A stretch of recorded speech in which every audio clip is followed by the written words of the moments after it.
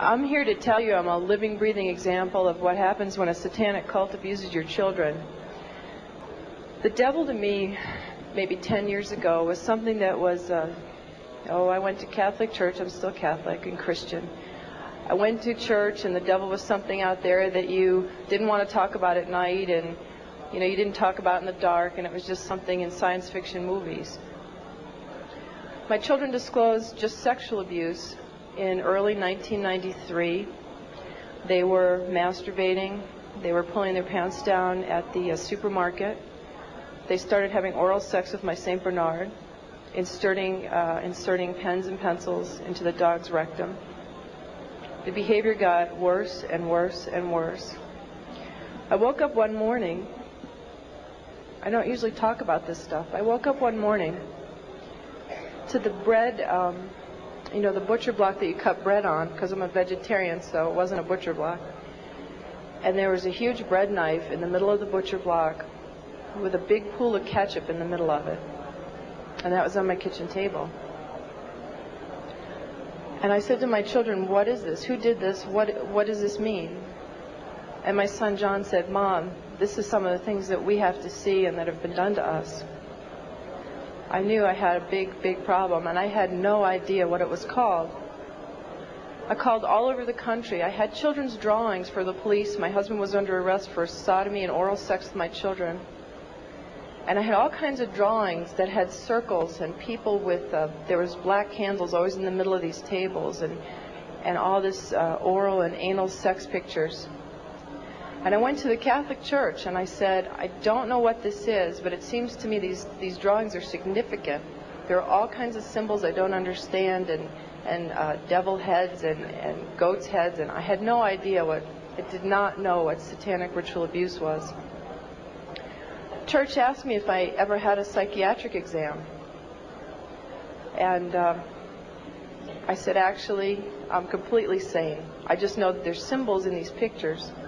No one would help me, even though there was a prosecution going on. They said, if you ever bring up satanic ritual abuse, your credibility is lost and you'll just be a kook, and it doesn't exist and it's not organized in America. Just focus on child sexual abuse. So I took my children to a child sexual abuse hospital. And while they were being treated, and I had legal custody of my children, and my husband and his lawyers and the judge found out my children were in an expert hospital, they confiscated my house, everything I've ever owned, from my baby pictures to my clothes. I walked away with literally the clothes we had on our backs. Took my cars, my federal post office box mail, my income, my assets. I lost everything by taking my children to an expert on child abuse. It was trying to stop me from what my children could disclose from being uncovered, to try and just break that we had no assets to have my children have medical attention. The children were being treated for sexual abuse, and I had provided all the documentation.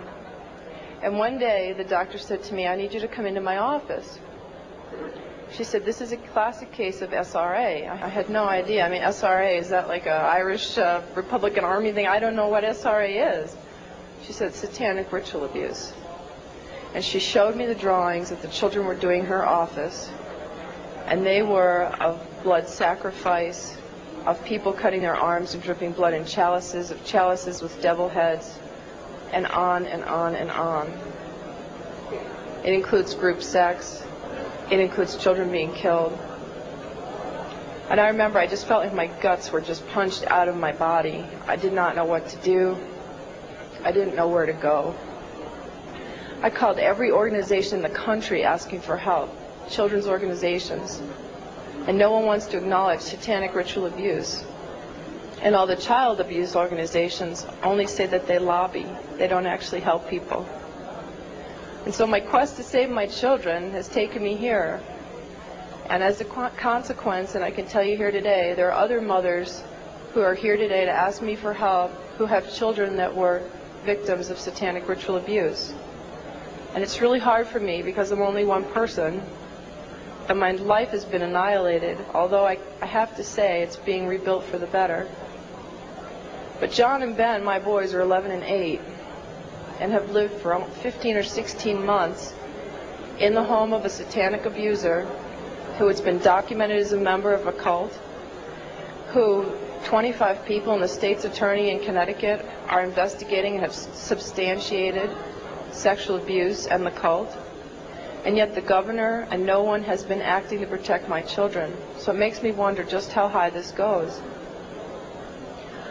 But I'll tell you a story about a little boy that affected my life, and I guess it's besides John and Ben, who I always think about and who I want to stop this from ever happening to another child again. I heard a story about a little 8-year-old boy.